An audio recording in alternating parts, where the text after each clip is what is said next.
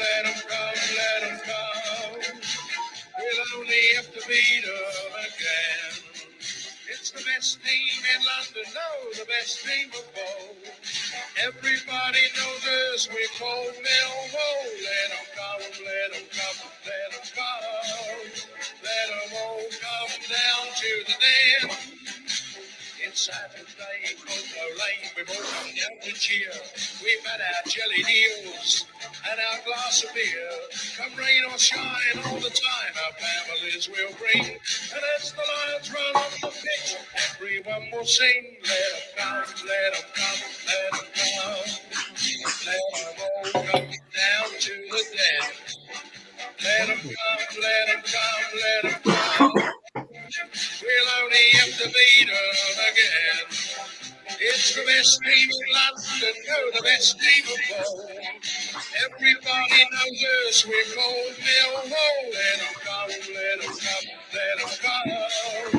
Let them all come down to the den. It's Saturday, Coco Lane, we've all come down to cheer. We've had our jelly deals and our glass of beer. Come rain or shine, all the time our families will bring. And as the run, everyone will sing. Let them come, let them come, let them come. Let them all come down to the den. Let them come, let them come, let them come. We'll only have to beat them again. It's the best team in London, no, the best team of all. Everybody knows us, we're called Millwall. Let them come, let them come, let them come. Let them all come down to the den. Let them all come down to the den.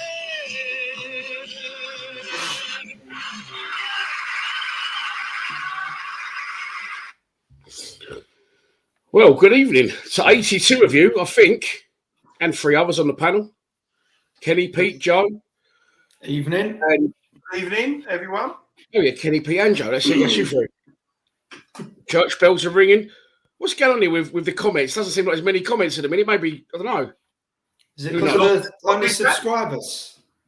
I forgot to do it. I just realised that. Forgot to make it subscribers only. So if you haven't subscribed, there you go. You're in. I think maybe, I don't know, just a slow start on comments, but never mind. There's plenty of time for comments because there's loads to talk about, boys. There's been 5 games since our last podcast.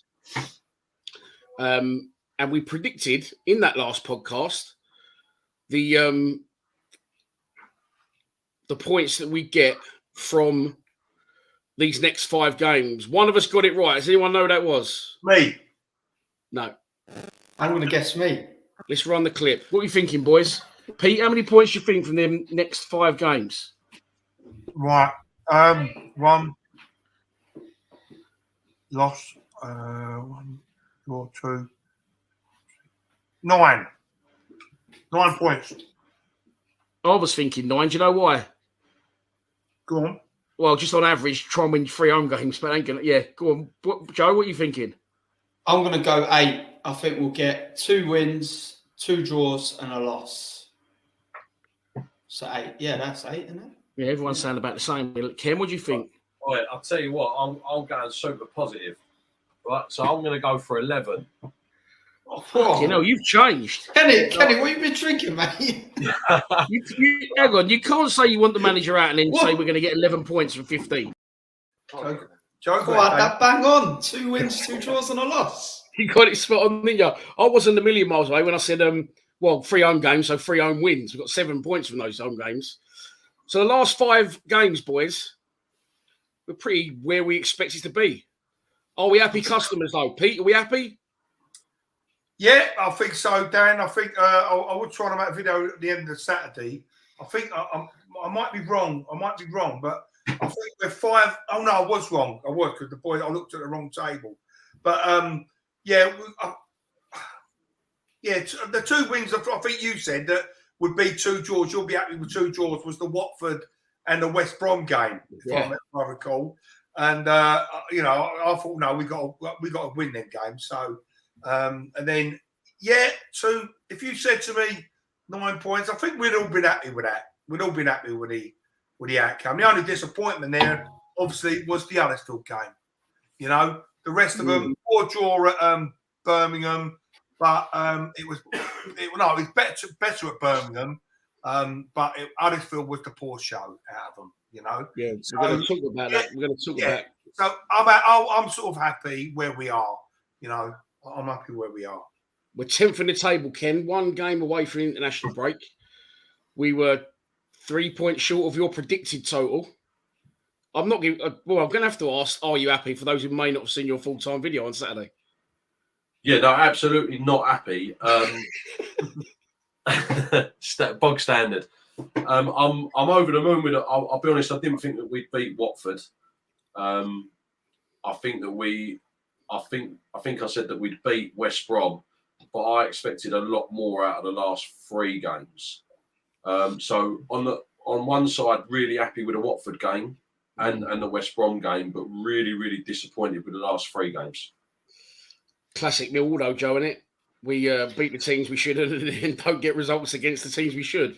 On That's paper. it, back on. And like going into the Watford game, thought it would be a big struggle. Weren't expecting. Well, I don't think anyone was expecting that result, really.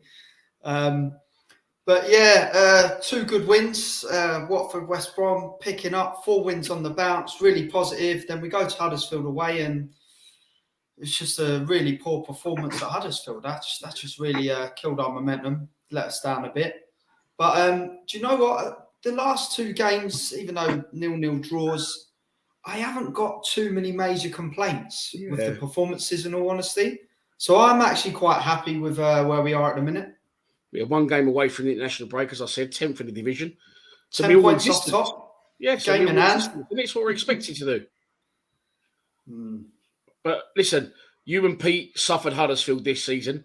Me and Kenny purposely didn't go because of Huddersfield last season. So now we've none of us going to go next season. We've all experienced it now. We should all go together next season. Hopefully Huddersfield get relegated and we'll never have to go again. But listen, we went from, there's 5 games to cover. We won't like dwell on them all. But what we will say, we'll start with the Watford game. I titled my post-match analysis, As Good As It Gets, because that was as good as it gets. Why was it so good? Were Watford bad? Were we that good? Or was it a one-off? Because it was, Pete, the complete performance, mate, wasn't it? First half, especially, obviously, yeah, we did. We actually blew them away, didn't we? I think everyone in the stadium was in shock at that first half performance. We was on the front foot. There was intent. There was passion. There was running, and they had no answer to it. They had no answer whatsoever.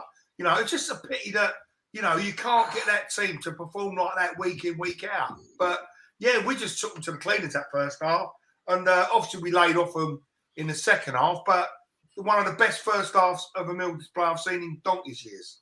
Yeah, I really was. We was all in shock at half time. Going, what's happening? 3-0. And then, like you say, in the second half, it was a good performance in a good way because we closed the game out very professionally, didn't we?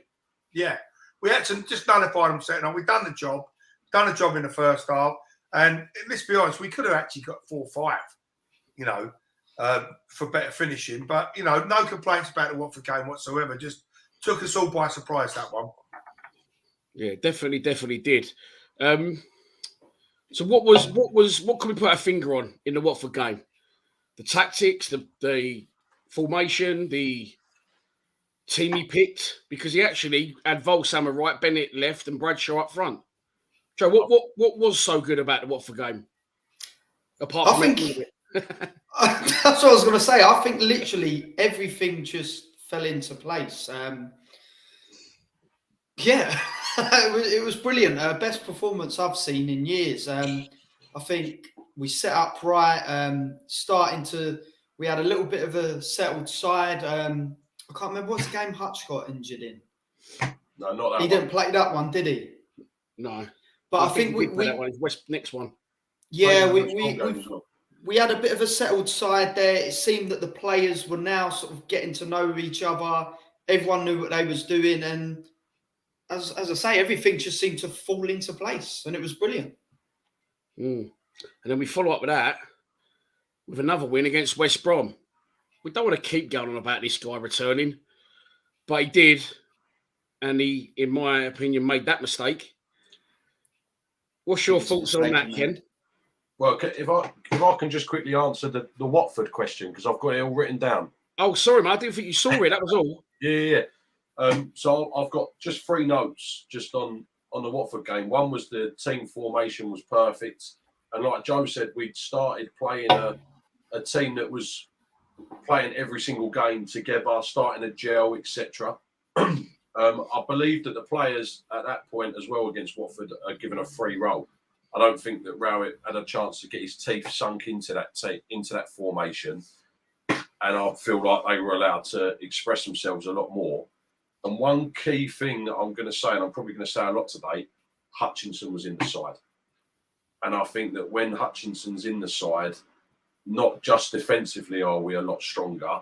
I think he's our leader. He's the voice on the pitch, if that makes sense. As much as we need a bit more out of it, I think that he's very much a key figure in our squad, especially on the pitch. So I'm looking through games where we've had Hutchinson in the team, we do seem to perform a lot better. 100%. So that's my Watford answer. Jed Wallace, look, Jed is a very, very passionate supporter. And I'm always going to say that, he gave everything for the club. I don't think that he celebrated with any intention of pissing off the Millwall fans. I think he would have done that in any game. And I think it just got the better of him and he celebrated. I'm not gonna hold it against him. We seem to forget very quickly that it was Millwall that didn't want to keep him. Yeah, the thing is, I get that. I think he's one of them players that has to play with his heart on his sleeve, and he has to have that bit of arrogance and that extra bit of belief. So the way he's reacted, I think it's just, one, it's got the better of him, or two, he's just thought, well, they're going to give me shit, I'll have a little bit back. Yeah. But it definitely backfired, boys. He was getting some serious shit where I was. I expect he was in the old Dockers upper as well, would he? Oh, Mara territory. Big time, rightly so. I said before the game, I wouldn't really give him much stick. I don't think he really deserves it. No. Don't get me wrong. There was people saying, "Oh yeah, he's done that because he was getting stick already." But I think it was only a small percentage that were giving him stick. But then after he done that, he celebrated that cross like he scored the goal. Yeah, and then I think rightly so, the whole crowd has then turned, and we all did. And I think, he got a little bit of stick, but it wasn't the whole crowd, and then I think he let himself down with that, to be honest. Yeah, definitely was. Just show a bit more respect, Yeah. Where do you stand on it? Ken's saying he doesn't hold it against him. I'm not saying it. It's done now. It's done and dusted, but was you surprised he did it, Pete? Did you ask me that? Sorry. Pete, sorry. Oh, right. Okay. Was I surprised at it? Yeah, because like I said, I think I said in the video what we made before when he was coming, would I boo him? And I said, no, I wouldn't boo him. And then I think someone said in the comments, you said you weren't going to boo him. Oh, no, someone in the crowd said you weren't going to boo him. I said, I wasn't until we done that. At that time, you must have been booing him then. Someone said, hang on, mate. Yeah, because after he scored that goal, I was ballistic, like a lot of us did, And up to then, I didn't have a problem with him. But, he's a professional footballer. And I know he knows what's going to be installed. He knew he was going to get a bit of stick. He knows this. And he must have been thinking in the back of his mind before that game, what do I do if I score? What do I do if I make the chance at scoring? Do I celebrate? He made his mind up before the game what he was going to do. Yeah. So, if he scored, I'd hate to think what he would have done if he scored. He'd have probably been at the other end of the pitch giving it. Do you know what I mean? So it was a bit muted as far as I'm concerned with a cross. But yes, listen, every player knows when they turn their football club, they're going to get stick. He's got to handle it. Yeah, you've got to handle it. Going back to the other players in the past, Timmy Cahill when he scores against us at Everton, don't celebrate. You know what I mean? But then again, we weren't giving Tim Cahill stick, to be fair. I don't really know why we was all jumping on Jed's back anyway. At the end of the day, he had to go. He weren't signing a new contract. He was offering a lot of money. coming to like sort of nearly like late years of his career. So do I blame him for going? No, I don't blame him for going. But listen, he's not a Premiership player and never will be. But yeah, I think he just, by doing that silly little thing, he let himself down. You know, I think maybe it was a little bit of a secret agent, Jed, because what he knew that would rile the fans, and it seemed to have a little impact on the pitch as well. And we turned them over, and we seem to have played them at a really good time because they've now got a new manager in Carlos Cobra, and they've got back-to-back wins. But we did turn it round. Calum Styles gets his first goal for the club. I said that he should play high and left, and now he did it, and he did score in the game. However, I don't know. I like him. I really like him, but I don't know if I like him in that position randomly, even though he scored. Yeah, I'm the same on that. Yeah, go on. No, do you know what? Originally, I actually said I would play Styles up a little bit higher, and I think, was it the Huddersfield game? And I can't remember if there was another example where he did actually play that position, and I don't think it was great. So, yeah, I don't know with him. what is his position then? His natural position? Left wing back. I don't know, well, left wing back and / centre midfielder, isn't it? Yeah, but listen, this is the same thing that we got with Shackleton. Shackleton is a central midfielder / right wing back. Right winger. Let's be honest, in football, you're not a midfielder / right wing back. You're one or the other. Yeah, You're not a striker it's a strange / mix. defender. Yeah, you're not a midfielder / goalkeeper. It's the same thing. So Calum Styles had his best game for us when he was left wing back, without a doubt. All right. Yeah, his debut, wasn't it? Yeah, but let's be honest, it was a scrappy goal. He's managed to get his foot. It's not like he's just scored a worldie from centre midfield. I think it was a good goal. He let it run for good composure. He let it go under his legs, didn't he, and turned around and hit it. Yeah, but it's not. But it's not a worldie. You know, it's not something that's it's gonna remember. You're not going to remember it in 2 years' time. But what I will say is, I do remember his performance when he played at left wing back. I thought he was absolutely amazing. Yeah, that's his debut, isn't it? Yeah. He seems to have dipped in and out the side since. Yeah. All right, so then we're off the back of that. We're 2 fucking wins. I thought we was going to get 2 points from those games. So we're absolutely flying. We're 4 straight wins off the back of those 2, Middlesbrough, I think, and an away game, Bristol City. Go into Huddersfield. It's all good. Expecting 5 wins. I backed us for a win. Morals were there. Me and Kenny were still mentally scarred from the season before. And we get turned over by a team that's got a temporary manager. I think, no, Mark Fotheringham just taken over. And they are bottom of the division. And it was, I said in my full-time reaction, I've recently watched the Jeffrey Dahmer thing on Netflix, and it was worse than that. It was one of the most horrific things I've ever watched. And yes, I have realised my glasses also now look like Jeremy Dahmer, as his name is, as well as fucking Deidre Barlow, as well as David Nielsen. So I will be investing in a new pair of bins. But, boys, this is what I want to ask you now about the Huddersfield game. Off the back of 4 straight wins, I don't think Gary Rowett's got a lot to say there with a team talk. Go out, do the same sort of thing. Do we think he's done that and they've just not turned up the players, or do you think we didn't do the things we've been doing in the previous 4 games? Because although we was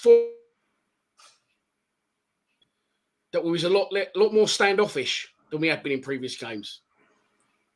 Do you know what it was with that game? Right, I just think it was a complete off day.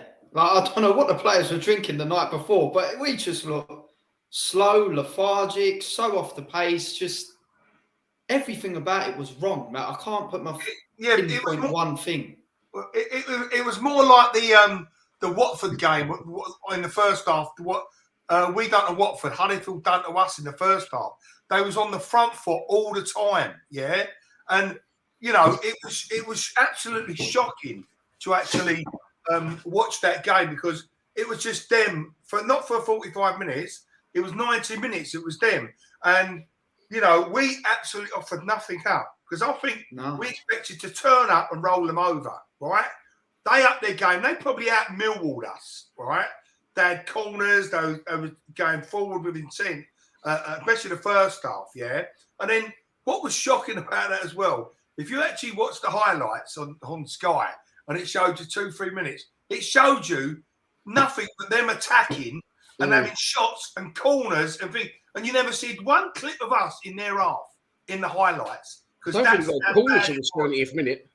Huh? Yeah. I think we got a call until like the 70th minute. Yeah, but we didn't do nothing. Like the last flick, we could have flicked the ball in or whatever, like Phobia and thingy. But basically, for that 90 minutes, we just wasn't there. We wasn't at the races, and they run through us at will.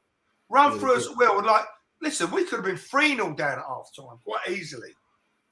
They wanted it more. We were second to every ball. The effort levels weren't there. We just looked like we turned up and we didn't want it. Yeah, we expected to roll them and didn't. Again, like I said, that Millwall, Jack and Ivy, you just don't know what team's going to turn up. If we could just be, 50-60% consistent, we'd be up there. But we ain't. We just don't know what team's going to turn up. We just ain't got. That wasn't Millwall the last, the Watford and the West Brom game and in Bristol City game. Wasn't nothing like the Millwall team. Nothing like them at all. I mean, you just said Jack and Ivy. It has happened under previous managers. Does that fear set in that fuck me? We could actually, because every time the dream's there, we do seem to fucking let it slip. We just can't push it to that next level. Dan, we are, I think someone quoted, serial offenders at losing to bad teams who went on bad run. Do you remember that time we went up to, I think it was Bolton, they won in 20 games, and we done a video. I went, listen, Dan, they ain't won for 20 home games, but Millwall was coming to town. The serial offenders of breaking Dutch teams, and we lost. And you knew, I even knew that, David. Typical Millwall, go to the bottom of the table team. We could have been top of the league at 20 points clear, and we'd still lose to them. That's the way we are. Why is this happening, though? 3 games, 2 games after the Watford game, how can we go from fucking 10-0? Ken, was it the manager's fault, or have the players been complacent and just not turned up?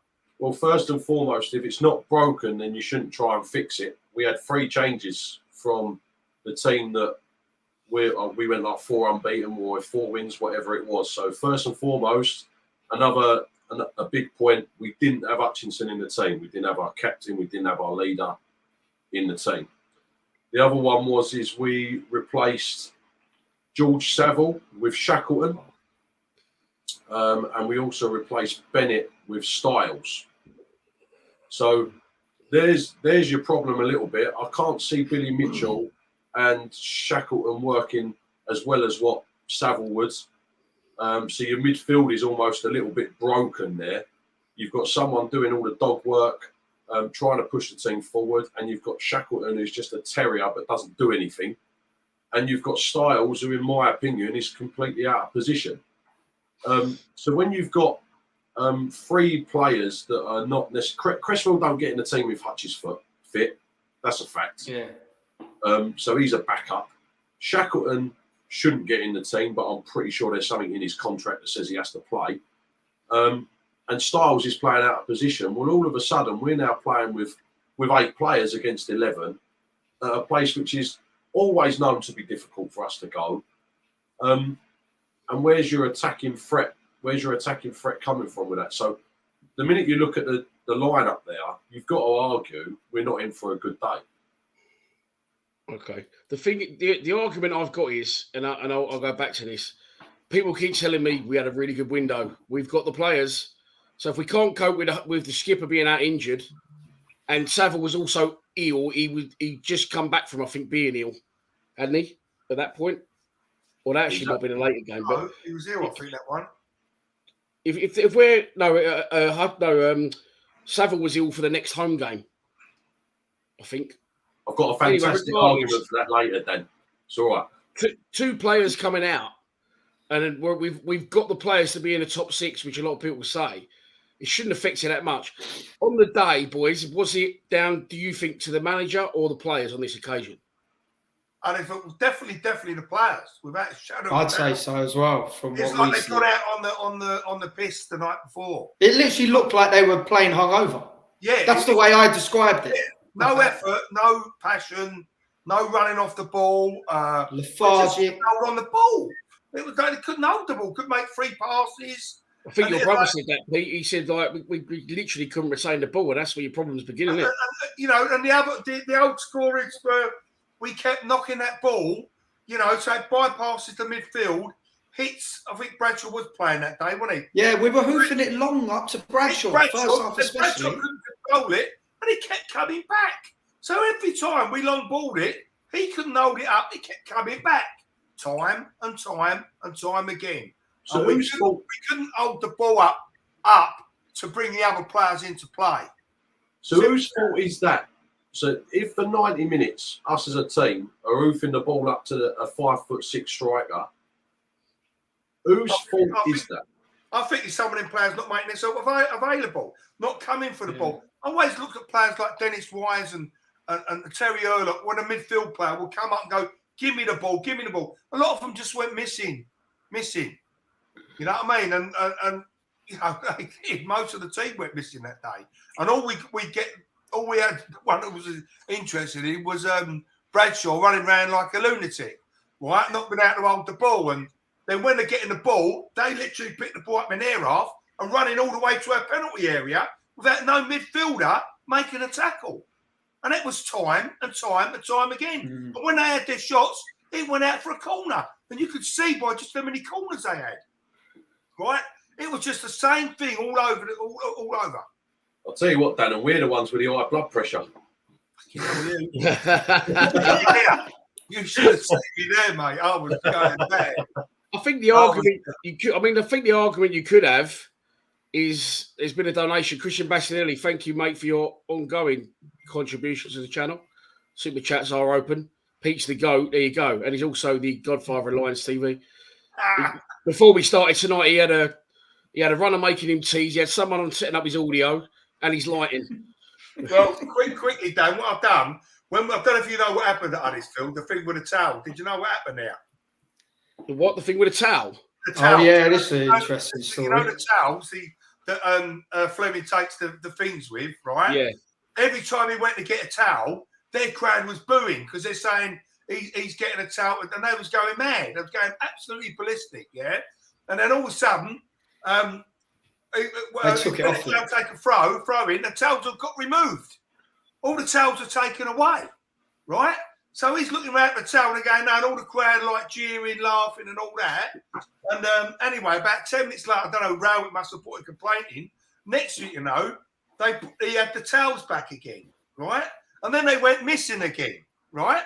So right near the death, I'll show this, right near the death, I went to my brother, give me your sweatshirt, right? We had a throw right near there. I went, give me your, he went, what? I said, if you get a throw in that corner, I'm throwing your sweatshirt over to Fleming to wipe the ball with. And if he scores, I'll be the hero. Do you know what I mean? So, lo and behold, we never got another throw after that. Never got another throw, but I was in the corner waiting for us to get that throw, and I was going to launch the sweatshirt on to Fleming to wipe the ball and then bang a goal. Can you imagine it? Yeah. You know? On the subject of them throws, Charlie says there, it's embarrassing using them towels because his throw isn't. We said about this the other day, actually. The players think, and it doesn't matter who takes these long throws, they never reach the players. The players are always 5 yards too far away. Malone's don't really get beyond the near post, do they? I said the other day, I went, he's lining up for the throw-in again. I said, we ain't actually done nothing from any of these throws. You want to launch it halfway across the penalty, the goal, didn't you? It doesn't get nowhere near the goal. No. Just about Joe Turner, we're going to get onto that later, Joe. Which of the players you think are not at this level? Because I still stand by the fact that we have not got top 6 players. I'm sorry. And boys, you're saying the O'Maras who went to Huddersfield, you're saying that, it's the players. Ken, I don't think you agreed. Sir Trevor of Reimer says the manager runs the coaching and tactics. And I get that. Look, I'm not a massive Rout fan. We know that. But I'm just trying to look at, I'm playing devil's advocate, showing both sides of the coin. Whatever he said against Watford, fuck me, did that work? 2 games later, do we really believe he's changed what he said to him, Ken? He may have done. I don't think that's the case. Like I said to you before, I think that the boys had a free roll for the first few games of playing that formation. I think it's quite evident now that we don't have a front 3 at all. We have some weird kind of winger situation and one striker. And like I said to you before, I believe that he's managed to get his teeth sunk into it and find a way to make that a bit more defensive. I don't blame him for that, in a sense, because he's a defensive-minded manager. However, what he doesn't do is he don't press that button to let us go at it like we were over the other games. He seemed to have found a comfortable situation where we can defend well at that with that formation. And I don't see us changing. I don't see us changing that now. I think we'll go to that until we all get on his back about changing that front three, which is we need to make that front three do that. Yeah, I agree. I couldn't agree more. Dave Turner, you're saying Leonard has a throw on him. Fuck me. Is he still alive, that guy? He has. You're right. Yeah. And the other comment I wanted to look at was this one. Talking of tactics, talking of Rowett, talking of tailgate. Tailgate mirrors Rowett's tactics. Hoof it up and flick it on. Now, this is what I'm saying when people say we've got no plan B and Rowett won't change it, all right? I said for a long time, we're playing it around the back. We're trying to play the fucking Klopp pop or the Guardiola pop, whatever. And we would pass 30, 40 passes around the back and then kick it off the fucking pitch. We couldn't do it. So I said, let's be more direct. Cause a bit of havoc in the other team's fucking penalty area. I ain't got a problem with it if it works because it does definitely give us more goal mouth action and more goals. So he has changed what he was doing. I don't think he wanted to do that. I felt he just had to eventually stop his stubbornness and say, yeah, do you know what? My way's not going to work with the players we got. He brings Long in and Long does his thing, set pieces, Malone's on them. And we try and pump balls forward and cause upset in the final first. So we have changed tactics and we have changed formation. I think it's a bit unfair to say it isn't already working, to be honest. If you look at it, we've actually lost one game in the last 7, I think. Yeah, that's what Rowett said. 4 wins, 2 draws, and a loss. Yeah. So it's not, if you look at our last 7 games, it's funny because we always look at it this way, and I'm the same. Like, fucking, this ain't very good. One defeat in 7 is good. 10th in the division is good. And we're all saying, we went out and we got the players in the summer. Again, I still strongly don't believe that we've got the players. So let's go through. Well, let's do the Birmingham game first and the whole game because to me they were both quite similar. What's your thoughts on the Birmingham game, Pete? The Birmingham game. My thoughts on that one, even watching the game, I always felt that was a real, like the one we had the last game in the last season. Very, very poor. I know they beat QPR on a Friday night, but they were a very, very poor Birmingham side, right? They had like 10 men behind the ball.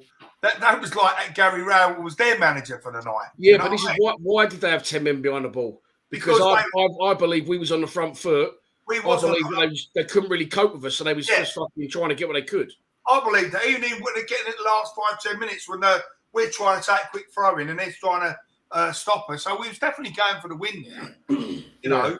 But again, that night we had no cutting edge at all. And I think, was I right in saying that Tyler had a chance in that game near the end, the last 10 minutes, wasn't it? No, was that the one that was early on, wasn't it? Where he didn't he try to do something? It was in the second half. Yeah, it's about midway through the second half. I think. Well, like so, in these games, these tight games like that, like many people would say, you're only going to get that one chance, and you have to take it.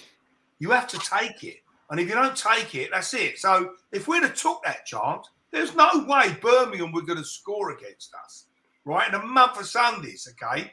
And it's all about fine margins and taking them chances, and we don't. We haven't got a finisher.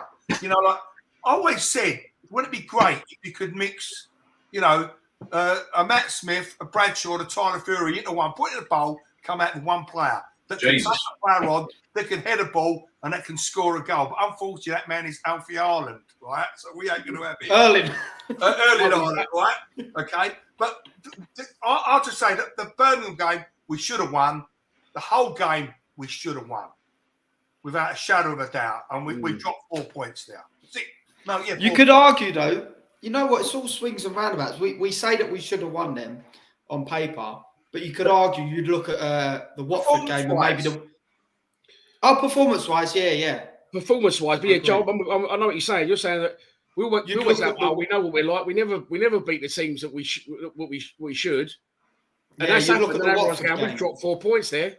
We've gone and beat two on paper much bigger clubs. Yeah, like you look at the Watford game and the West Brom game. Well, I know West Brom ain't doing well, but on paper, like if West Brom were a little bit higher up, you'd look at them two, Watford and West Brom. You think, oh, don't really fancy much from them. And it's gone the other way around, as you say. Beat Watford, bigger team, and then we come to Huddersfield, and it's just. Do you know what it is? I just think to sum it all up right now is the Championship right now is the most unpredictable league in the world. Like, I look at those fixtures each week. I said it on Saturday, right?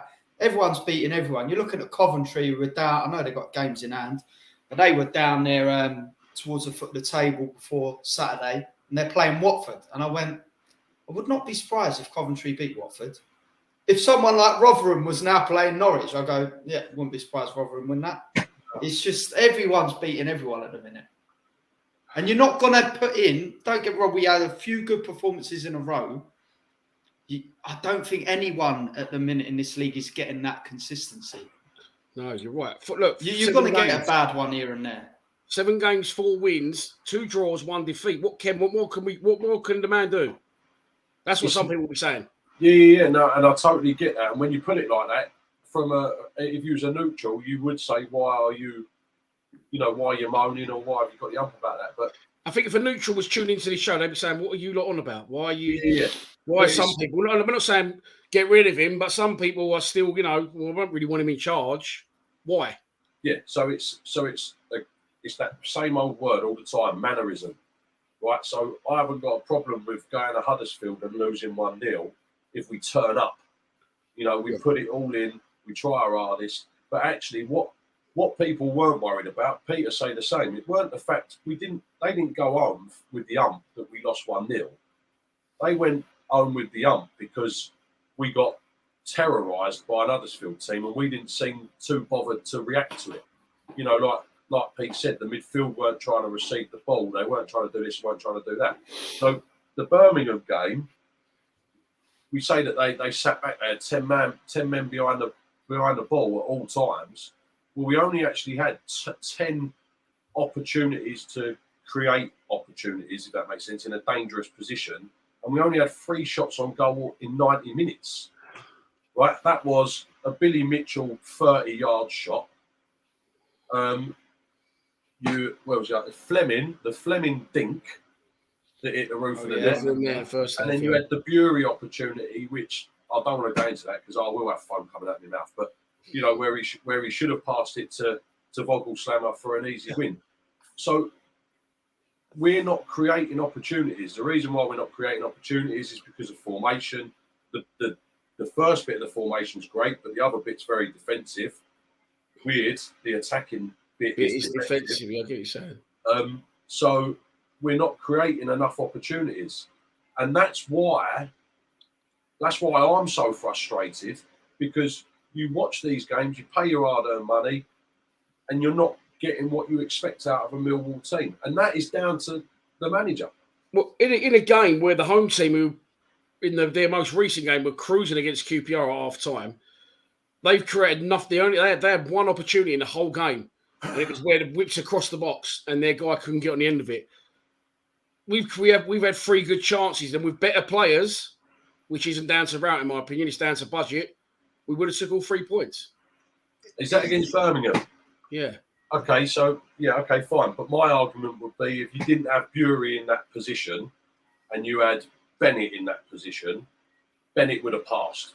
If you had Honeyman in that position, Honeyman would have passed. And it don't matter who he passed it to, but it would have been Vogelslammer. Vogelslammer would have scored.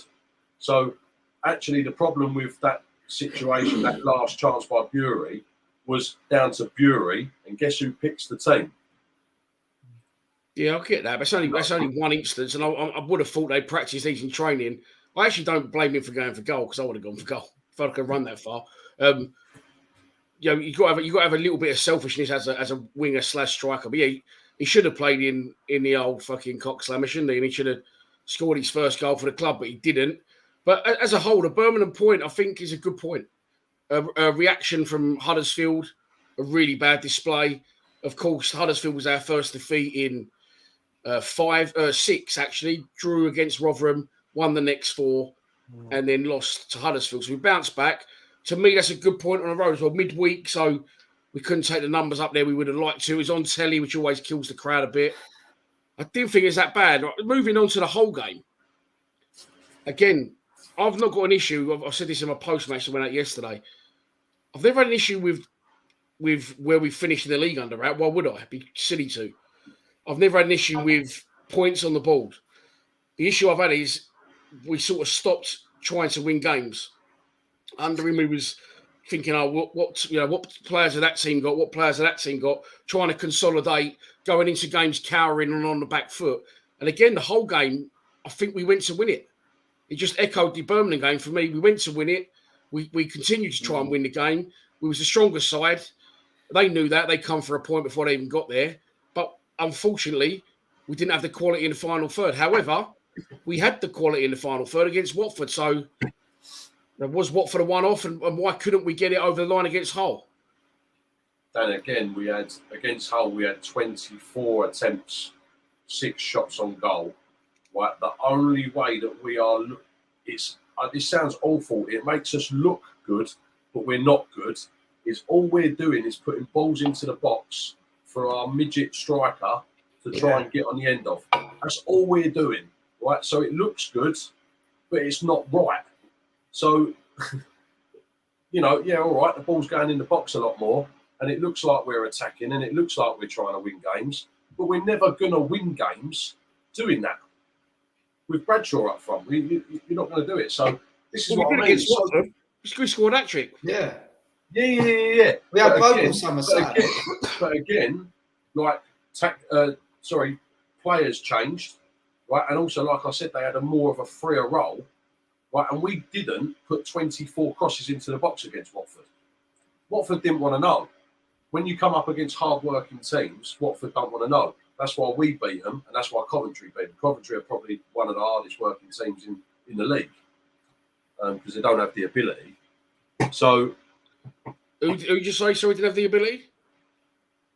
So I said, with the ability of the teams, Coventry are probably the least. They don't have really good players in their team, so they have to work hard. Other than say O'Hare or that Corres or whatever his name is. Teddy Davis, good evening, mate. People saying we had a good window. Creswell, Shackleton, Afobe ain't good enough. Not sure on Honeyman as of yet. See, I'm with Ted. I think the Watford game we excelled ourselves. I think better quality of front 2 or 3. For the last 2 games, we win the games. But then I don't really blame Rowett for the players we have got because I think that's the best available to us. Yeah, budget-wise, that's how I see it.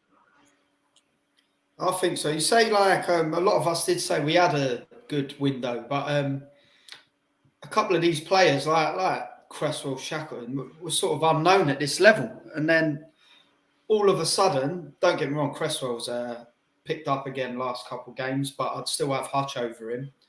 But yeah, we just haven't seen enough of these players that we have actually signed. Honeyman, for me, jury's still out on him. Shackleton, I can't really work out where his best position is. So, yeah, I think, say, moving forward January, I think we need another forward player. I think we are really lacking quality in the final third. And it was the same story last season. Go on. 100% right. What we need, and we haven't got, is a Stevie Morrison type player. Stevie Morrison, when he first came, could beat players, he could head the ball, and he could find the back of the net once he got that first goal, right? And he was always one of them strikers. He can make the goal for himself because he'll pick the ball up and he'll run up players, yeah? All we're doing with Bradshaw and Afobe to some extent, are only poachers in the box. They can't make their own goals like a Steve Morrison did, yeah? And that's the sort of striker that you've got to be looking for, that a player can pick the ball up and do something with it. Bradshaw, when does he ever pick the ball up and run with it and distribute it like Stevie Morrison used to? Never. Does he? Never. No. And that is what we're missing. If we had a player just like anything like Steve Morrison that could head the ball, can run with the ball, can make his own chances and find the back of the net, that's the sort of player we're after. Not, like a box player, because these poachers in the box, we don't play that way. We don't get enough crosses in the box for Bradshaw or a Foley to put the ball in. We seem to be always going. The other thing I find is we always seem to be going out wide. We never have that. Oh, it's a championship most Friday night. We never seem to have that drive. A lot of teams have did that drive through the middle. That drive through the middle. We're always going out wide. By the time you've got out wide, they're in positions. We need to be. Remember the conversation we had the other day about that driving force through the middle? Yeah. And I said, a lot of people called him lazy, but I said, you go back to when we had Liam Trotter, when he was his best for us. In the centre of the park, he'd pick the ball up and just drive. We haven't got a player like that. Hence the reason we're always going wide. We haven't got a driving force. Football's changed, though, and that's football's changed now. And it's a lot more fucking... I think that's just very cliche when people say... No, it is. I think it is very cliche, but I think... And I agree with you. I saw a clip from the QPR game. I can't remember. I think they lost. West midfielder went boom, literally just in front of him, little 10-yard dink. That Lyndon Dykes took it on his chest in the first movement, turned and shot. We ain't got a big target man, and we desperately need one. No. Just going back to the whole game, just quickly before we move on to our players and teams that we think's best and players we may need going forward. Did this help us or not, Ken? Hull going down to 10 men. I think Joe just said it's a bit cliche that it's harder to beat a team with 10 men than what it is 11. And I think that's completely wrong. It's only harder to beat a team with 10 men if you don't change what you're doing. So, for instance, what we should have done then is we should have tightened it up a little bit in the striker area. And if you're going to start putting balls in, then you need to start loading up the box a bit more because you can. So for instance, you don't keep your Vogel Slammer wide right, you don't keep your Bury or whoever it was on the wide left. We done exactly the same than what we were doing when they had 11 men. Right? So it didn't help us because we didn't change anything. And when he did decide to change things, that's just another story. Like who he was putting on instead of who he should have put on and whatnot. But who should he have put on? By the way, the red card obviously as a result of the red card. Yeah, there he is. Charlie Creswell's in the fucking stream. Yeah. That is horror, isn't it? Yeah, horrendous. With that, you look at that game there. You think they're down to 10 men, right? Okay. So we can mix up with. They offered no threat whatsoever. And for me, when we was going for, we had no one in the box. So if he needed, we couldn't break them down like trying to work through them.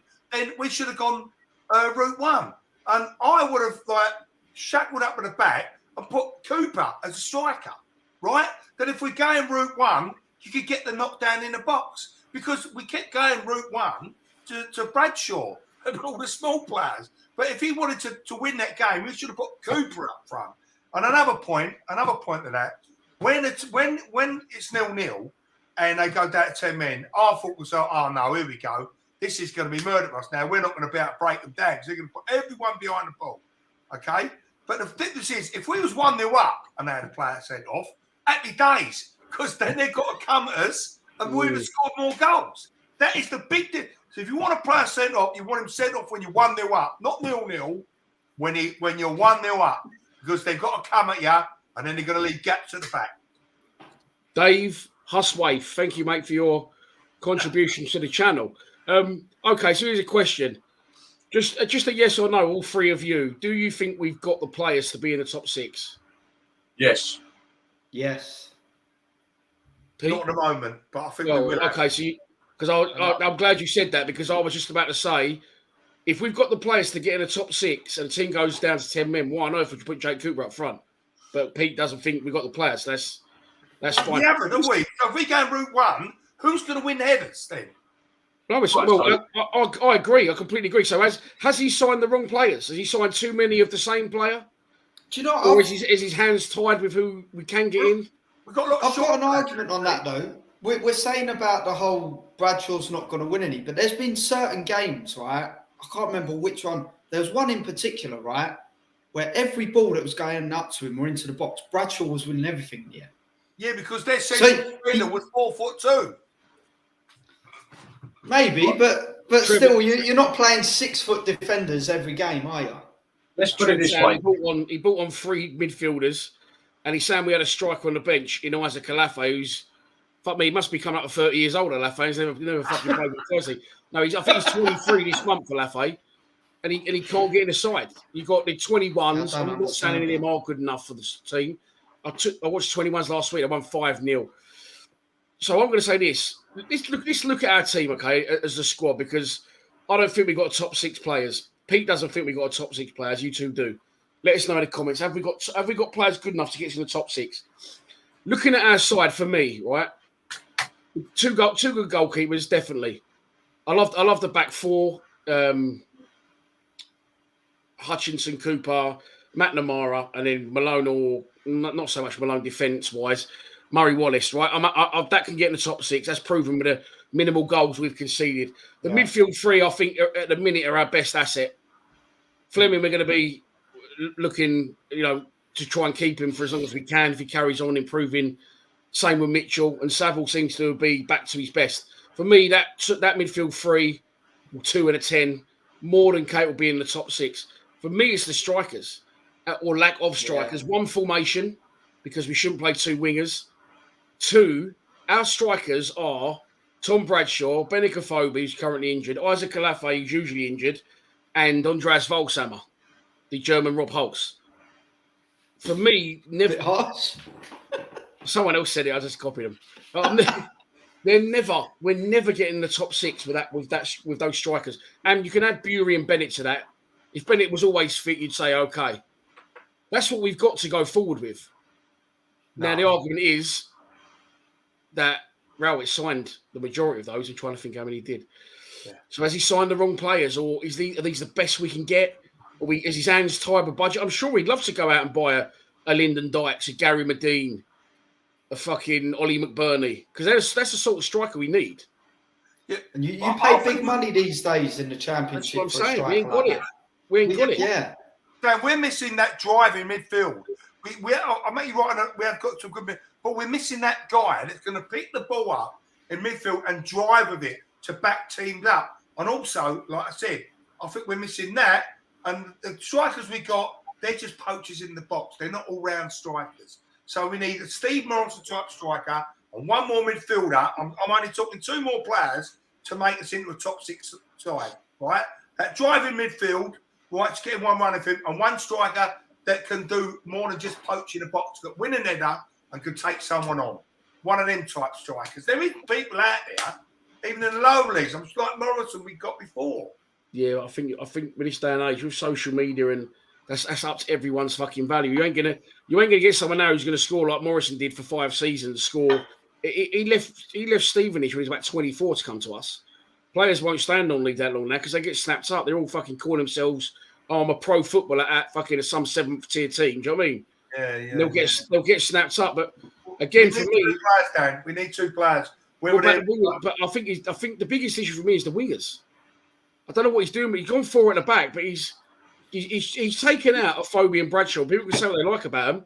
I'll always go back to the point they scored 24 goals between them last season. I'm amazed he ain't played them. Hang on, that worked. Ken, talk to me. Quiet. Yeah, I'm getting this listening. Like we say we don't have any strikers, but we don't create opportunities, right? First and foremost, if you want a Steve Morrison, Lee Gregory combination, then why have we not got Volkslammer, Bradshaw up front and Volkslammer as a striker, which is what he was brought here to do, right? Because he's a big unit, he can win headers, and he's got a strike on him, right? If you're looking for someone that could create something out of nothing, it's probably him, but yet we haven't had the opportunity to see it for, 10, 11 games now. You need to have a striking partnership, which we're probably the only team in the league that doesn't have a striking partnership. And we've got 2 pointless players up here on the wides. So you have Volkslammer, who is right-footed and a striker that can't cross the ball, right? And you've got Bury on the left, who's right-footed, on trying to cut in, and I don't know why he's on the left. He's right-footed. Thinks he's Ronaldo, doesn't he? That's what it is. Cuts in from the other He side. loves that cutting, doesn't he? But he loves the game, but he don't do it enough. Mm. You know, once a game he might trick himself through 3 players, but there's still not an end product from it. I mean, that's been the same with Bury. Bury's a right winger. Always has been a right winger. So why we're playing him on the left, I do not know. So if you're looking for a situation where we can be more compact, be more dangerous, create more opportunities and score more goals, then you need to have 2 up top. And I honestly believe that Volkslammer, if you gave him a run of games up front with another striker next to him, I think we'd see a really good run out of him. I really do, honestly. Because he's got a better touch than a Phobie. He's got a better strike than a Phobie. And we've already got Bradshaw, who's the poacher, as you say, the one that can snap at goals in the 6-yard box or whatever. So we don't need another one, because that's all that a Phobie is as well. I said something. I said, what I like Fleming, and until the point I said this, he hadn't done it, but now he's started to do it. He shoots on sight. He doesn't really link the players at 10. I thought we did really well in the first half, certainly linking the play. Even play Volkshammer up front. Fleming up front as a striker. I think the strike partnership's the way to go. But now I'm worried because he's finally changed the 4 at the back to the 4 at the back. Someone at the door, isn't it? Now he's changed to 4 at the back. He's sort of like you said, Ken. He just moved it further up the pitch. Yeah. Now we've got 2 wide wingers instead. So I'll be interested to play Fleming up front as a maybe. But it's to lead us on, boys, to what I asked you to send me earlier today. It was your best 11 for us. Choose what formation you like. Choose what players you like, even if they're not currently fit. The best team available to Millwall Football Club. And I've got all 4 of ours. Who wants to go first? I don't mind. Go on. Come on in. Let's have a look at Team Joe. Back myself. So yeah, I'll get shit anyway. So you go first, Joe. Team Joe. Here you go. Team Joe. George Long in goal. Flat back 4. Scott Malone, Jake Cooper, Sean Hutchinson, Danny Mack. 3 central midfielders. Well, Fleming and a 10 in front of Saville and Mitchell. And then Bennett left, Volkshammer right, and Bradshaw through the middle. Joseph? I'm going to put it in very simple terms, right? We have played this kind of team. Go back a couple games ago when we was on that run of 4 wins in a row, and it was pretty much that team, bar there may have been 1 or 2 differences, and I think that's been the best we've played all season. So I would have stuck with that. We all moaned about the 5 at the back. We changed it to the 4. And there were some players there, go back a month or 6 weeks ago, I wouldn't have had in the team. So, yeah, I've seen us play best with that setup. So, yeah, I think that's our strongest on current form. Side. I think you would be. You said earlier because your brother put on a group chat, fucking Volkshammer, and you said, well, who else we got? You know what? I think we're very limited options for out-and-out wingers, really. You've only really got Bennett. This is why it surprised me he's gone to wingers, because we haven't really got the players for it. You've only got Bennett and Bury, really. Don't get me wrong. We've all cried out to sort of see Vogelsammer as a centre-forward, which we have seen last couple of times. I've been saying that myself. But I don't think he's done too much up there on his own as a centre-forward. If we're going to play this formation, I think who else are you going to have there? I can't really complain with having a Slammer out there. So, hence the reason I go with that. Mitchell and Saville, I think that centre 3 there picks itself at the minute. And, McNamara's come back into the team the last few games. Think he's done all right. And obviously I'd have Hutch in there if he was fully fit. I'm just going back to how we played with that sort of setup a few games back. Yeah, so that's what I go for. I think in Gary Rowett's defence as well, he's trying to. The reason he took Bennett out is he's trying to manage him a bit better, as in terms of his fitness. So I know it's frustrating, but I know that's why he has actually come out and said that's why at points.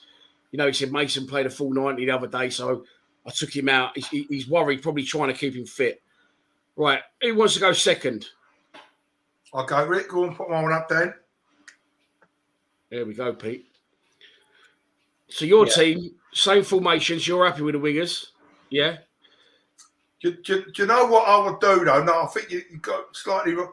I think the way I writ it, Fleming's meant to be flat.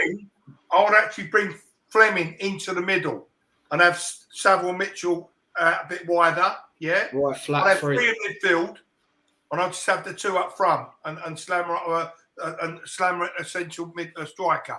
So I wouldn't have Fleming in that role what he plays at the moment. I'll bring him back to midfield and then let him go forward. Because I find sometimes he's lost in that position where we keep playing a lot of long balls all the time. So it just keeps going over his head. So I think bring him in midfield and let him drive with the ball and then be more creative. I know everyone would say Mitchell in the middle, Savile in the middle. I would go with putting Fleming in the middle and letting him come in from that area. Yeah? Yeah, pick the ball up from deeper, like you were saying earlier, and drive through. Yeah, drive through. Keep him in because he's just in no man's land in that position for me at the moment. Because we seem to be either knocking it down the wings or we're knocking it long. So it's not going into the area where he's playing. So I think he should drop back and play in the middle, the three in the middle. What I've noticed there is you've got both Leeds low knees in the team there. Yeah. Do you know what, Cresswell? I said to you in my last video that he was bad last time. And I said the only way he's going to get back in the team, and you'll see, go back on that if Hutchinson got injured, and he did get injured, and he's come back in the team, and I think he's done ever so well. And I watched him. I've done a bit of a Cresswell watch on him Saturday, and he was going to the players. He was shouting them. He was going, get forward. He was waving his arms about. And you can see why he's sort of tipped to be a future captain, because he was sort of like the only one shouting out there and push forward, go forward. And he was doing all the arm signals. So I've gone in again so much into the Cresswell camp now. Shackleton again. I think he's a winger. I don't think he's a right back. I think he can play good out wide. Yeah. And Volkswagen, like Kenny just said, I think, make him the number one striker at the front. And I think with Volkswagen, he's going to be a bit like Steve Morrison. And when he gets his first goal, I think the geezer, there won't be no stopping him. He just needs to get that first goal. All right, mate. Fair enough. Someone said in the comments, Kenny's going to kill it. So here we go, Ken. It's your time to shine. Yeah, okay. So my point is exactly the same formation as mine. Go on. Right. So firstly, I've put Evans there. The reason why is because actually, I don't know whether when Evans has come on, I've actually been quite impressed with him. Yeah, I have. The reason why I've put him there is because I think that if you're not going to have wingers, then your McNamara's and your Styles are going to have to push forward. And if that happens, you need someone to be able to drop in. So you've still got your three at the back. Savile and Mitchell, unquestionable. Fleming in a 10, unquestionable. And Bradshaw always scores more goals when he's got someone with him. Yeah.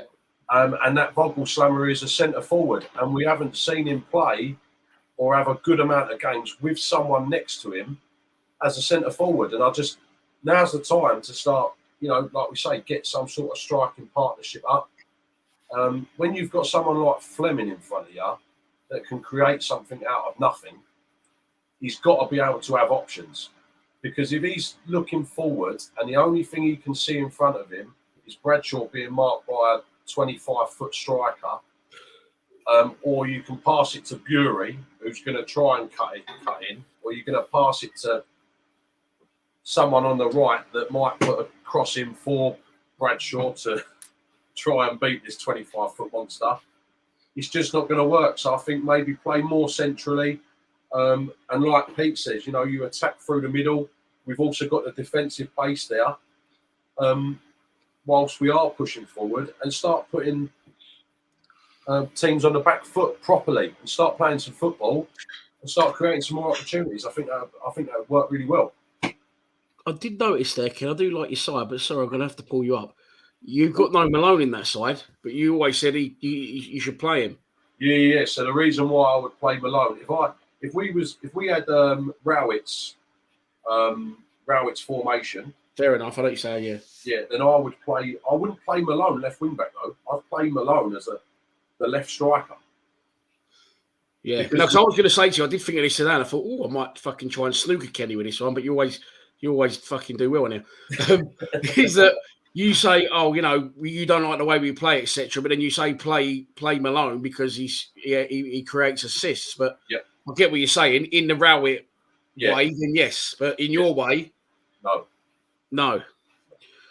I've noticed everyone's gone along there as well over Bart. Fuck me, I forgot his name. He's a forgotten man.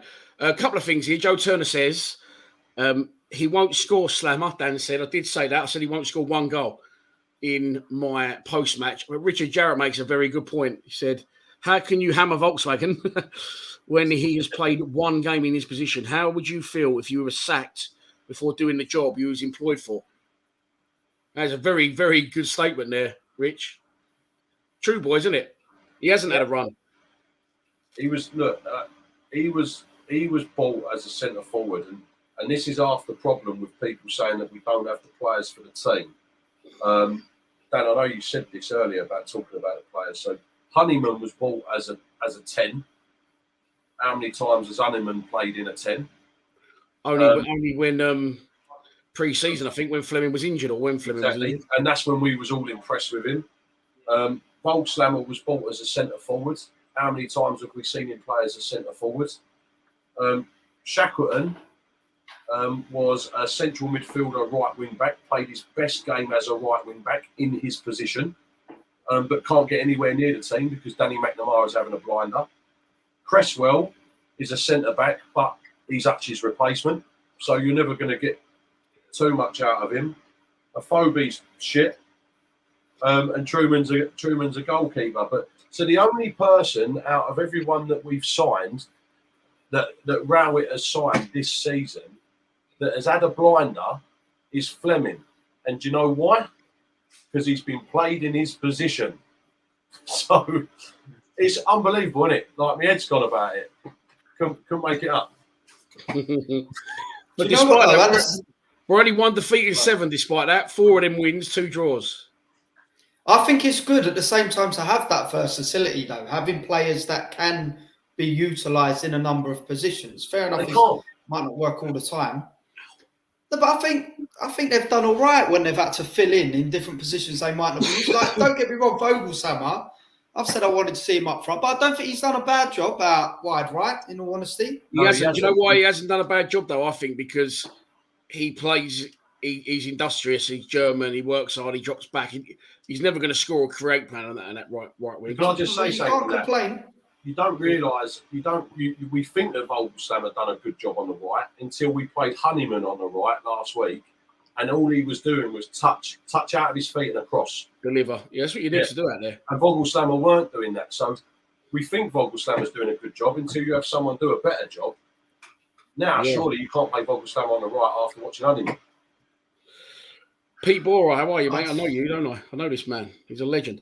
No fan of Evans, but it will release Billy or Saville to get forward more. I think Evans has done all right when he's come on, to be fair. Seems his passing range seems to have improved. Volkshammer is a waste of space, pointless signing. Other people saying they like Volkshammer. I've noticed all 3 of you have had Volkshammer in your side, haven't you? Yeah. Well, I'm last. I haven't got Volkshammer on my side. That is my team. I'm surprised not one of us had Murray Wallace in the team either. And again, I don't think he's a fantastic footballer, but I think he is very Millwall-like and he's difficult to get past. And I think if we play 4 at the back and go a little bit more high risk further up the pitch, then I would have him in front of Scott Malone. I actually think Scott Malone's played well in these last few games. He's getting forward loads. But if we're going to go 4 at the back, that is an old school Millwall back 4, and I will go with that all day long. I suppose, with the way we're playing, we go. I think Bart's a better, less concerns me less, Bart, with him in goal. I know he's going to save more, but I worry when he's playing with his feet. Then I would play 3 in midfield. I'm not even playing Saville in a 10 and then in an anchor role there. I'm playing him flat 3 midfielders: Styles, Saville, and Mitchell. If you wanted to put Honeyman in there instead of Styles, I don't really mind. I think Styles looks good in the midfield. I think he spreads the play well. I think he works hard, as does Mitchell, and I think they'll both get left and right and get back. Saville in there is the sort of enforcer. He's been sticking a lot of people up in the air. Fleming in a 10. And then up front, 24 goals between them last season in the Championship as a strike pairing. It's a lot of goals. Tom Bradshaw, I think 11. Benny Cafoe was our top scorer with 13. Hasn't yet got going this season. That is my 11. That's my 11. I don't mind that. I think that's quite good. Go on, Joe. I was going to say I don't mind that. I think that's quite good. I like it. The only thing is Wallace fine, right? But we've got to go a lot more central and a bit, we've actually, them, like Kenny says, them wide men are a fucking waste of time. They're not players that play in that position anyway, and it's making us less attacking. That's the team I'll go with. I think Rowett's issue with that team would be it's too high risk. And I think that's why he shit himself, gone forward at the back under pressure, but changed it to two wide wingers. Now, for me, that's our best 11. Now, this is the second argument or next thing we're going to get onto. How many of them do I honestly think are top six worthy? Long, no. McNamara, yes. Hutchinson and Cooper, probably yes. Murray Wallace, no. Styles, potentially. Saville, no. Mitchell, yes. Fleming, yes. Phobie and Bradshaw, no. And that's my opinion, the best we've got to offer. And I think 1, 2, 3, 4 of our players, 5 of our players are top 6 worthy. Boys, who out of our team? All right, let's go back to the beginning, Joe. Out of your team, you picked the best we've got. And I know, Joe, you said that's the best of what we got. Yeah. How many of them do you think are top 6 championship players? Could get in the top 6 side. 1, 2, 3, 4, 5, 6, 7, 8. 8? Yeah. Malone, Cooper, Hutch, McNamara, Mitchell, Fleming, Saville, Bennett. Hang on. You think Malone could be in a top 6 championship side? Yeah. I agree. He's got Premier League experience. Every team he's been at in the Championship have always been up there in the playoffs. So, yeah, I'm going to say enough. Yeah. Who agreed? Pete? Yeah, I agree. Go to your team, Pete. Okay. How many of your team do you think they're capable of being in a top 6 championship side? Definitely the back 4, without a shadow of a doubt. Okay. I'll put Mitchell, Fleming in that, and that's it. I'm talking 4, 5, 6. Yeah, 6. Definitely the back 4. Mitchell, definitely 6. Yeah. Ken, how many of your team do you think is top 6 worthy? So, all right, can I just say it's not for me? It's not about the players; it's about how we play. So, I reckon we can get in top 6 with these players, no problem. But how? Well, by style of play, by mannerism. What can they do? They're only fucking 11 men. How much could a manager make these players play well? That's not a criticism. That's a question. People will say, okay, so if Rowett's not the man for the job, how can you get those players there into the top 6? Well, firstly, with that formation and that starting lineup, 100%. Formation.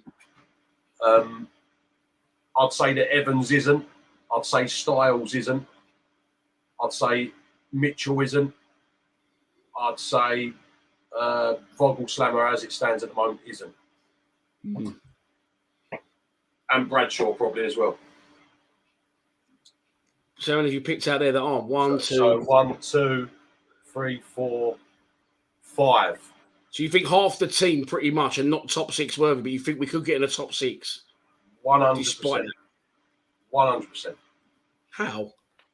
So surprised me there. Not one person.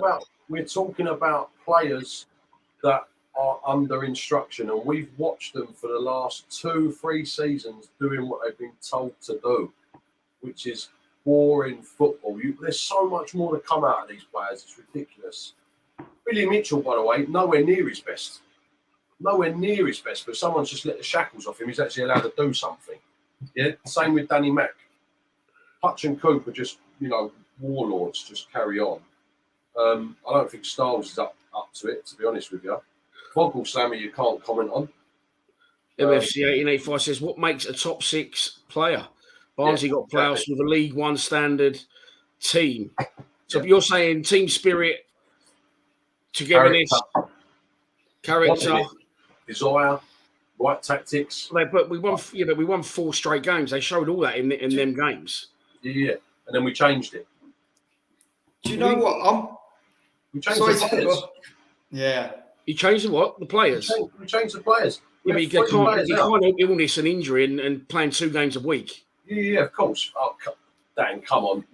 Players are on 15 grand a week, right? All they do is play football, and they can't play 2 lots of 90 minutes over 7 days. I'm not saying they can't, because you've seen players do it all throughout the 80s and 90s. Yeah. What I'm saying is just the way football is these days, they don't.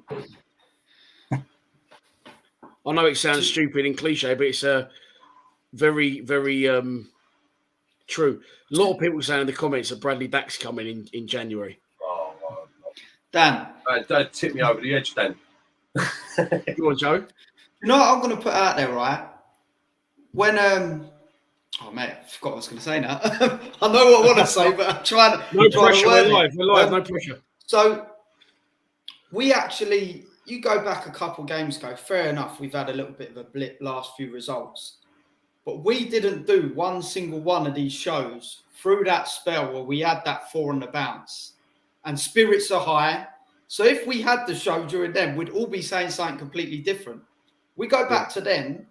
And similar to how I've set up my team there, if we had the consistency, no injuries, we was getting a settled side there, this league is there for the taking, and I would say we get top 6 easy. Yeah. But you have to factor in injuries and things like that, because all clubs get them. But Barry Taylor says, Dan, this is a pointless conversation. When Leicester won the Premier League, half their players were top 6 in the Prem. But they wasn't, because they won the league. They've done it. So what I'm saying to you all is, this is the argument I've got. If our players are good enough to get us in the top 6, a lot of people aren't saying that our players aren't good enough. A lot of people saying our players are good enough. Well, it's funny how not one of us put Leonard in the team, isn't it?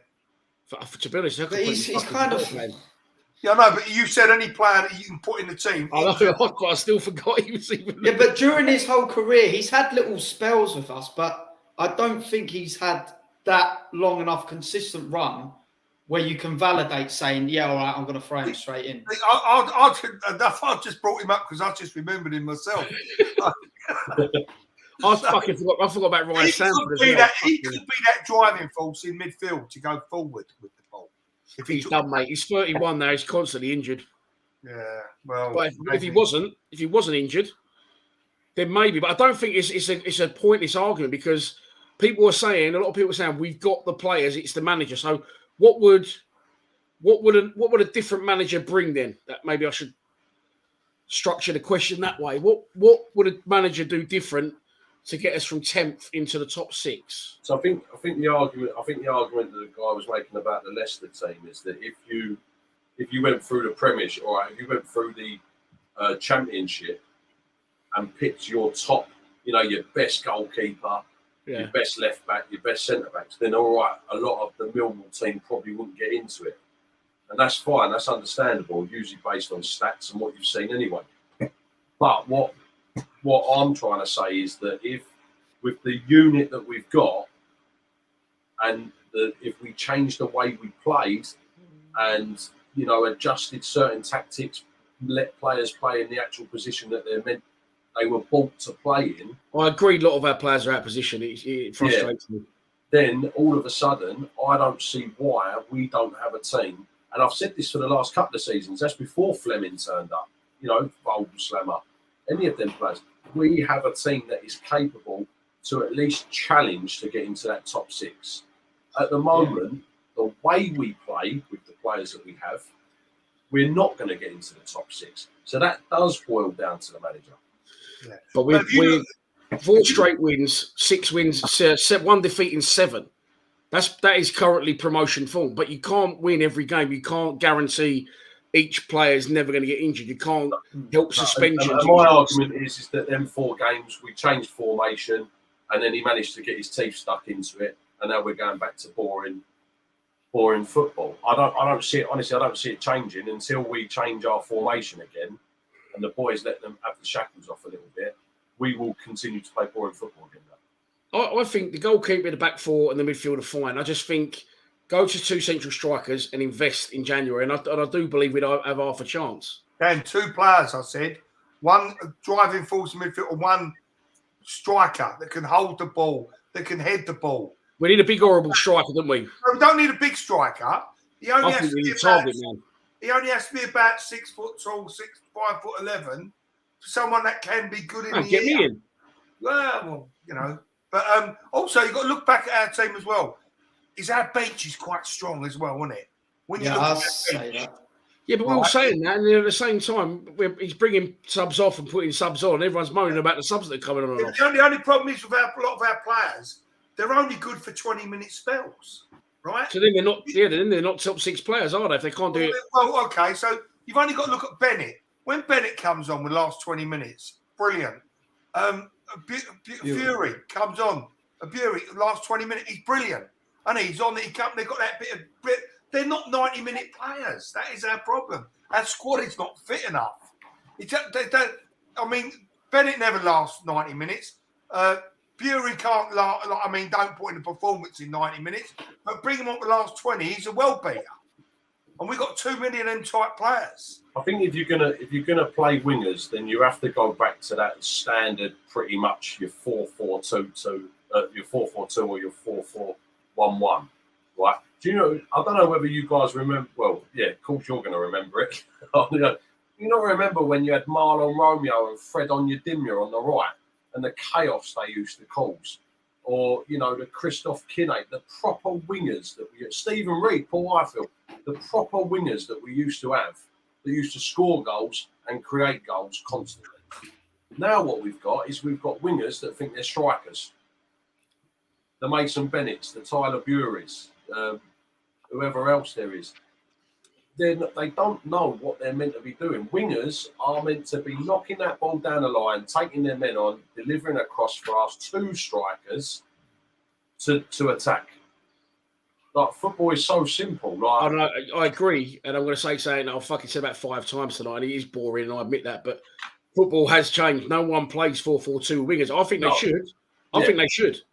But what it is now, they're all looking at these Premier League sides, and they think, when Mourinho first come over and kept winning everything with Chelsea, he had 1 striker and these 2 wide strikers that were sort of wingers, but would join in with a striker.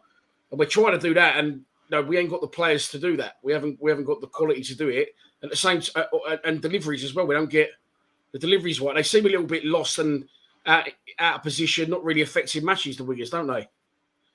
Yeah. As a result, it's hard work. Fucking is hard work. That's where it's always our blood pressure's coming from. So yeah, this is a good point. No goals in our last 3 games. Isaac Alafe should start Saturday. Now, I wouldn't have an issue with that at all if Alafe started on Saturday. Well, Dan, you watch under 21s. We're talking about our club has not produced a striker. Of any ilk, Aidan O'Brien, like John Margate, in the last 30, 40 years, have they? Well, that George Alexander had never given him a chance and released him, and then they've now got a youngster called Tom Leahy, who's it's his first proper year in the 21s. He was in the 18s last season, but playing up a few times for us. How old is he? He's fucking 20, I think. Right, well, if he ain't good enough by 20, no point. No, he's not 20. I think he's like 18, 19, but he's fucking good. Scores goals. Why don't you play him, not? You know what I'm saying? Give him something like a chance, because we ain't got nothing at the moment. We've also got a really good left wing back called Nino Abdelmalaki. And he's really coming on. He's attacking, he's scoring goals and creating chances. But I know we should be talking about the 21s, for previously the 23s. Everyone's right in saying that, and who we got. But I just feel it's a bit of a fucking pointless conversation for another reason than Rowett, in my mind, is just not going to fucking use them. Which is stupid, because that's what the fucking youth structure's there for, isn't it? Yeah. But he just hasn't and won't fucking look to him, I don't think. I think the big argument is until we can't really argue about whether we need to get another striker in or whether we should get anyone from the under-21s until we actually use the people that we've got in our squad properly. You know, if you've got a Phobie fit, and you know, even if you do give a Phobie and Bradshaw another chance, but that was last season, and you know, I've done loads of things last year that I might not be able to do as well this year. Everything changes. Tom Lee is 18 years old, born in 2004. So, or give Volkslammer and Bradshaw a chance, or Volkslammer and a Phobie. Put your strikers up front and see if we can start scoring more goals. But you need to have two, whether it's a Lafay, Bradshaw, Volkslammer, a Phobie, whoever. When you think about that, though, Isaac Alafi, young, strong, powerful striker. When he played against Cambridge, I didn't actually think he'd done that bad. He did. I know he missed a couple of chances, but he was always there.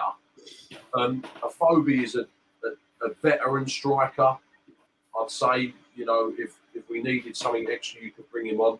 Volkslammer is unknown, and Bradshaw, you know what you're going to get with him. But we're not utilising our striker's strengths. So until we do that, we can't really say, well, we need another striker. In my opinion. I mean, all of our strikers are fighting a fucking losing battle. Look at Bradshaw every week. Yeah, getting balls pumped up to him for 70 yards up there on his own. Yeah, 5 foot fucking. But the thing is, the majority of us are then turn around and go, Bradshaw's shit. You know, Bradshaw's not scoring goals. Bradshaw's shit. Phobie got it, didn't he, at the beginning of the season? I tried to back him. Yeah. But the difference with a Phobie is a Phobie missed some fucking sitters and can't control ball, save his life. But then again, you look at some of the goals he scores, he takes really well, though. Yeah, the harder ones, isn't he? But he's got too much time to think about. He's currently injured, a Phobie, I think. Anyway, but we did have this guy, as Mitch Anand says, Anand. We did have Zach Lovelace, who scored about 20 goals for Rangers B team. He actually came on from in the Champions League. That was out of our hands. His advisors, shall we call them? They wanted him out of the club. I don't know, boys. I don't know what we think is Saturday. Preston, they're doing all right. Back to winning ways. We're winning that. This is the big one, I think, for me. This is the first 6-pointer of the season. Yeah. Okay, because if we win that, I think we go above Preston, and we'll be sitting just pretty there for the break. Yeah, and then to like most clubs will do, they want to reinforce, but then it'll be up to, and this is what makes me laugh now. If we do beat them and we're sitting pretty like 7th or 6th or something like that, is that our business should be done already to sign 2 new players for January the 1st.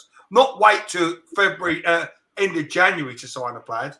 Should be done and dusted now. They should know they're signing. Yeah. I don't know where we stand with this transfer window, because obviously the World Cup's on. Yeah, so it's going to be the same though, isn't it? January. I don't know. Is it going to be the same still? Yeah. Well, I'm not definite on that, but I'm thinking maybe what you're saying is right. The same. Yeah. But what Pete's saying is right. For a lot of players ain't playing, and particularly players we would be interested in signing. We're not going to sign him under the World Cup, are we? Yet, like Pete's saying, get it done early. Do you know what I mean? Yes, November. You've got 3 months: November, December, January, and the mill will leave it to the end of January. It's 3 months you got without a game, or really like where you can look to sign your players, get them signed on the dotted line to start on January the 1st. For God's sake, this is what makes it 1885 saying 0-0 on Saturday at Preston. That's what I fear it's going to be. Preston drew. Well, again, not fear. So it's a good fucking point in the road. They're up there in a minute, Preston. I think they drew 6 of their first 7 games 0-0. But they found a bit of form now and they started knocking teams over. I think they're in the top 6. They won the last 2 in a big Reading the other night. It looked all right. Good. Oh, that was Ched Evans. He called him something else. Ched Evans, didn't he? Scored 2 goals. 2 goals. Yeah, I saw them. People were saying that a few people said in the thing, the under-21s are at home tomorrow. They are at home at the Den at 1:30. Kick-off against Colchester. It's a £5 to get in, £2.50 to park in the car park. £2.50 goes to the Mill Community Trust. I was there last week. I've got to work tomorrow, so I can't get there, which is annoying because I did want to go. But there you go. All right, boys. Well, listen, because I've got the Lions TV light and about 3 others plugged in. I haven't got my laptop plugged in, and where the battery's just getting low, 8%. So, any other business? Or are we happy with that? I just think we just got to get that result Saturday. That's the big one. That's the first 6-pointer of the season for me. I'm pretty happy with things at the minute. Sorry? I've been a bit quiet because I'm just trying to read some of the comments and the way some of the conversation's gone. I feel like, obviously, as I say, we haven't done a podcast during that little spell we had, but I feel like all of a sudden it's just going a bit negative. Everyone's like, what would a different manager do? What needs changing? Personally, I think we're doing all right, and I'm pretty happy with the way things are going, bar that Huddersfield display. Don't get me wrong, January, I'd still strengthen. I think no matter where you are on the table, whether you're up top, bottom, middle, you always want to strengthen. But in all honesty, overall, I ain't got too many complaints, and I'm pretty all right with the way things are. I'll be honest with you, I am as well. My best mate always says to me, get someone else in. To try and get this for lot to play because they're fucking useless. See how you get on then. He goes, look at the players we've got, look at the players we signed. Sign players from League One. This is what he says to me. Sign fucking Calum Styles from League One. If he's any good, someone else would have bought him. You got Honeyman who wasn't wanted by Hull. He's quite like that about it. Get someone else in. No one's going to work wonders with his side. And I'm inclined to agree to a point. However, I think we could help ourselves by playing players in the right positions and taking away this fucking 2 wide wingers. But going into the international break 10th, I think we're not in a bad position at all. If we get a result Saturday, even if it's a point, 1 defeat in 8, and then like Pete says, try and invest. But again, that's the worry, the investment, isn't it? It's always the same. We'll win. Mill's always the same when it comes to this. How many times we've been there or thereabouts in the last few years, and we don't go out there and give. You'll see some of them teams now, there or thereabouts up there, will go out and spend a lot of money if they're thereabouts on a few players, and that we need to follow suit. If we've got any sort of ambition at all, we need to follow suit, and we need to invest and that to push on. Well, back to Berylson, like I say, I've got no complaints about signings. I know it ain't worked out the way he wanted to work out, but I think Berylson, you've got to go again, mate, and just go out there and get 2 more players. And I'm sure, without a doubt, we'll make that top 6. Because this league is there for the taking. If we go and buy a couple of players, we're not going to go and buy anyone like we all want, like fucking 3-4 mils. We'll get loans in. We'll get fucking journeyman. Well, Ken, what do you think we need in January other than a new manager? I don't know. Maybe it is worth just getting a striker in. Even if it's another young striker, give someone a chance. However, we do have Isaac Galafi on the bench that hasn't had his, and like I've said before, another 3 strikers that don't get their chance to play up front either. So I think just as Millwall fans, you look at it in 2 different ways. You look at the table, say we're 10th, and like you say, we're undefeated in 7, and you're ecstatic with that. Or you look at the way that we play and think we could do a lot better and get frustrated when we don't. And that's why we're so divided as fans sometimes. I think he tried the tippy-tappy football for far too long and it didn't work. Then he did change it and he's gone direct. And I think we've done all right. The Huddersfield game aside, I think we've done all right recently. I think we've tried to win football matches. I think we have won some football matches. What could we do different to either tippy-tappy football or long ball? Do we go all out attack? I don't know. Play through the middle. We got ballers in our team now. Play through the middle. Yeah, Mitchell. Look at Mitchell is like just a different player since he's been given a little bit of freedom. You've got Saville who's so assured in the middle as well. You've got Fleming just in front of him, and then if you had 2 strikers in front of Fleming, like literally, and you've got the option of Danny Mack or Styles bombing down the left or the right. I just don't understand how Rowett can't see that. What we do, knock it out to Danny Mack, who's at the halfway line, and Danny Mack's got to try and take someone on, probably 1-2 it with Billy Mitchell. If that don't happen, Billy Mitchell then sends it wide over to the other side, and we're constantly just trying to put a deep cross in and hope that Bradshaw grows a set of legs. Yeah, we don't play enough through the middle, but in the formation we're playing... Yeah, you can't. Yeah. You can't. Yeah, I'll get it. Do you remember when Saville was with us last time? He was always ghosting in the box and scoring goals, wasn't he? Yeah. That was his strong point.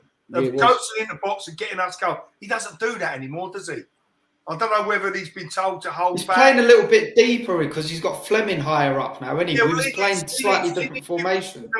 Maybe that position again where, because that's how you get your goals. Midfielders ghosting into the box and they're not watching. And that's what Savile used to do in abundance. And he doesn't do that no more. He doesn't do that no more. I mean, we all agree saying go through the middle, but you can't say, well, go on, play through the middle. We need to play through the middle and we'll win games. You still got to get through the fucking middle and find ways and means and doing it with the players we got. No, don't necessarily go for the. It means go to the middle, then knock it out wide, but get nearer the goal and then press them. Get behind them, then play the wide balls. Get then knock behind it them. out wide. But And then play it across. Obviously, got people knocking into a centre forward and then running behind them. We're knocking it to the wingers in our own half. Yeah? Yeah. We're knocking it to the wingers in our own half and asking them to beat 3 players down the wing. Yeah? Instead of playing through the middle and then trying to cut across, that's what we should be doing. It's not rocket science, is it? No. I honestly believe I'd get Millwall into the playoffs if I was a manager. Yeah. I always used to think that about myself. There's a lot more to it, boys. There's a lot more to it. It's not, I don't know. But it's what we're here for. It's fucking been another enjoyable hour and 37 minutes. That's gone well quick. It has gone really quick, isn't it? Yeah, I enjoyed that. But that is good night, Vienna, unfortunately. Your battery's now on 5%. And I'm fucking exhausted. I've been up since 5:30 this morning. Been at work and I'm going back again in the morning. Mitchell could be happy.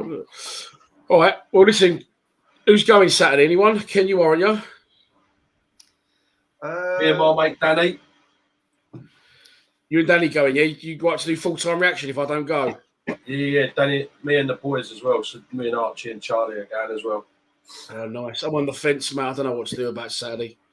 Someone has said to me... I might go, Preston. I'm not sure. Someone has said to me... I've got something on Saturday. I was going to go, but I'm half thinking I might make an appearance there. I'm not sure at the moment. I did have someone, I think it was Chris Brown, Dan, said that if Kenny's going to Preston, he's going to buy me an hot dog, so I'm going to hold him to that. Yeah. Me and is that the guy saying our new King Kenny? Kenny for Gaffer. Fuck me. Chris Brown. His head's big enough. That's enough out of you lot. It's enough out of you lot. His head's big enough. Right. All right. Well, there'll be some Lions TV content later in the week anyway. There'll be score predictions if the boys send them over and preview. And there'll be some, obviously, either a watch along or I'll be there. And there'll be some video reactions from definitely Kenny and maybe the Godfather, Peter O'Mara. So thanks for watching, everyone. Please subscribe. Oh, we wouldn't be if you couldn't. Subscribers only. I changed it halfway through. So, do I want to say please subscribe to Lions TV? You're used to it. It just rolls off. You got to do. Yeah. Please subscribe to Lions. Please unsubscribe to Lions TV. Come on, you Lions. Come on, you Lions.